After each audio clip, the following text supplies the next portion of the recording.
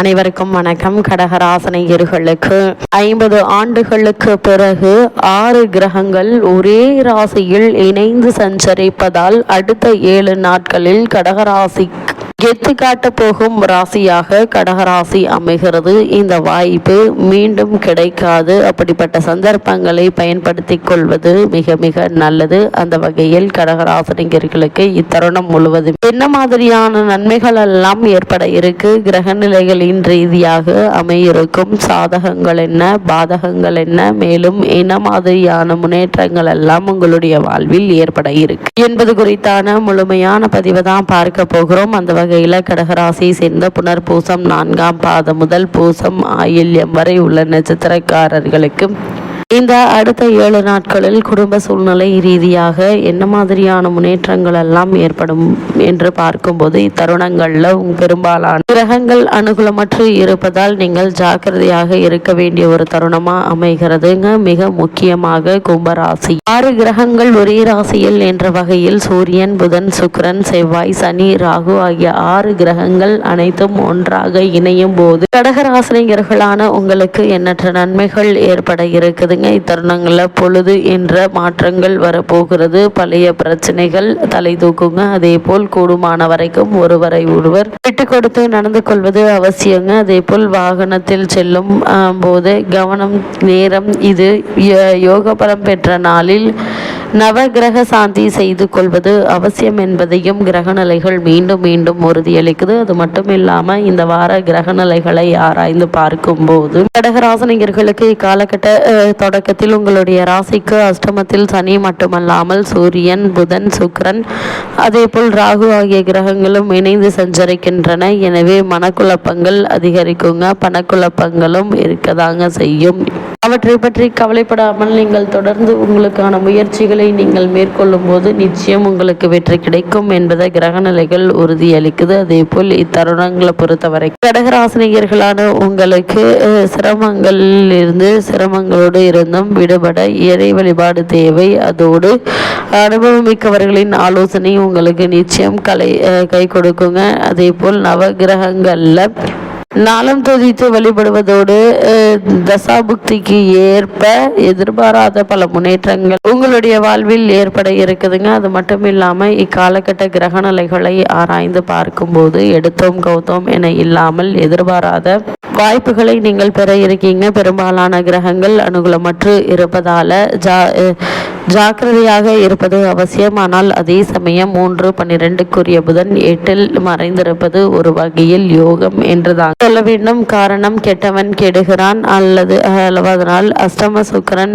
உங்களுக்கு நற்பலன்களை தருவாருங்க. பஞ்சமாதிபதி செவ்வாய் வாரத்தின் முதல் பகுதியில் ஊற்றம் பெற்ற நிலையில் இருக்கிறார். இதனால் கஷ்டங்களுக்கு நடுவில் கூட சில சந்தோஷங்கள் கண்டு புதிய ஆடைகள் மற்றும் வழக்குகளில் பணம் விரயமாகும். சப்தம செவ்வாய் என்பதால் கணவன் மனைவி கோபதாபங்களால் மனக்குழப்பம் வருங்க. அதே போல் பாக்கிய பங்காளி பிரச்சனைகள் இருந்துச்சு அப்படின்னா அவற்றிற்கு ஒரு நல்ல ஒரு தீர்வு கிடைக்க இருக்கு. 3ஆம் மனிதர்களின் தலையீட்டால் பல பிரச்சனைகள் ஏற்படுவதற்கான வாய்ப்புகள் இருக்கு. அதனால் ஆரம்பத்திலிருந்தே கவனமாக இருங்க. அதே போல இத்தருணங்களை பொறுத்த வரைக்கும் எடுத்தோம் கவுத்தோம் என இல்லாமல் பொறுமையாக நிதானமாக ஒரு செய்யும் போது நிச்சயம் உங்களுக்கு வெற்றி கிடைக்கும் என்பதை கிரகங்களுடைய சஞ்சார நிலைகள் தெளிவாகவும் உறுதியாகவும் எடுத்து காட்டுது. அதே போல் இத்தருணங்களை பொறுத்த வரைக்கும் ஒரே ராசியில் 6 கிரகங்கள் என்ற வகையில் கும்பராசிக்கு செவ்வாய் செல்கிறாருங்க. அதன் விளைவாக அஷ்டமஸ்தானம் அதிகமாக வலுமடைகிறது. இது இல்லத்தில் ஒரு சிலருக்கு ராணி சிகிச்சை ஒரு சிலருக்கு ரண சிகிச்சை ஏற்பட வாய்ப்புகள் என்ன, பிறருக்கு பொறுப்பு சொல்லி வாங்கி கொடுத்த தொகையால் பிரச்சனைகள் உருவாகுங்க. உத்தியோகத்தில் பணி நீக்கம் அல்லது பணிமாற்றம் ஏற்பட இருக்கு. அது மட்டும் இல்லாமல் இது எல்லா விஷயத்திலும் அதிக கவனத்தோடு எச்சரிக்கையோடு இருப்பது அவசியங்க. பிறரிடம் பொறுப்புகளை ஒப்படைக்கும் முன்பு யோசித்து கொடுங்க. அதே போல் எடுத்தோம் கவுத்தோம் என இல்லாமல் பொறுமையாக நிதானமாக யோசித்து செய்வது நல்லது. அதே போல் இத்தருணங்களை பொறுத்த வரைக்கும் உங்களுடைய ராசிக்கு அஷ்டமஸ்தானத்தில் சஞ்சரிக்க இருக்கக்கூடியவர் சுக்கிரன் 9ஆம் இடமான பாக்கியஸ்தானத்திற்கு செல்கிறார். அதோடு அங்கு உச்சம் பெற்றும் சஞ்சரிக்க போகிறார். உங்களுடைய ராசிக்கு 4, 11 ஆகிய இடங்களுக்கு அதிபதியான சுக்கிரன் உச்சம் பெறுவதால நீண்ட தூர பயணங்கள் பலன் தருங்க. வெளிநாட்டிலிருந்து ஆதாய தகவல்கள் வர இருக்கு. பூர்வீக சொத்துக்களை பங்கிடுவதில் இருந்த பிரச்சனைகள் அகலுங்க. குடும்பத்தினர் உங்களுடைய குணம் அறிந்து நடந்து கொள்வாங்க. அடகுவை நகைகளை மீட்டு கொண்டு வரும் வாய்ப்பு உண்டு என்பதால் அதற்கான முயற்சிகளை இப்போது நீங்கள் தாராளமாக முயற்சிக்கலாங்க. நல்ல ஒரு முன்னேற்றம் நிச்சயம் உங்களுடைய வாழ்வில் ஏற்பட இருக்கு என்பதையும் கிரகநிலைகள் மீண்டும் மீண்டும் உறுதியளிக்குது. அதே போல் சனி பகவானை பொறுத்த வரைக்கும் 9ஆம் இடத்திற்கு சனி கூடிய விரைவில் பெயர்ச்சியாக இருக்கிறார். எனவே அஷ்டமத்து சனி பூரணமாக விளங்குகிறதுங்க. இனி நல்ல நேரம் ஆரம்பித்து விட்டது என்று நீங்கள் மகிழ்ச்சியோடும் எச்சரிக்கையோடும் கையாள வேண்டிய ஒரு தருணமாக அமைஞ்சிருக்குதுங்க. அதே போல் கஷ்டங்கள் அகல இருக்கு. பணப்புழக்கம் அதிகரிக்கும். ஆரோக்கியம் சீராகி ஆனந்தப்படுத்துங்க. பொது வாழ்வில் இருப்பவர்கள் இழந்த செல்வத்தை மீண்டும் பெற இருக்கீங்க.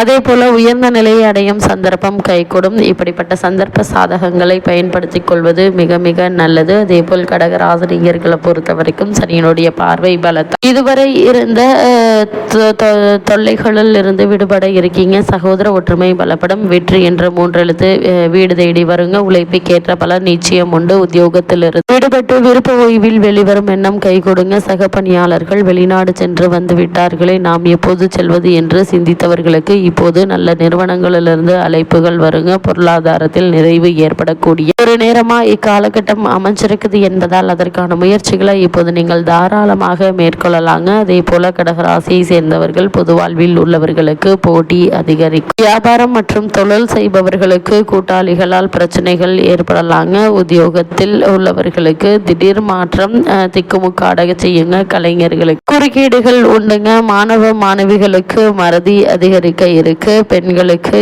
எதையும் திட்டமிட்டு செய்வது நல்லதுங்க.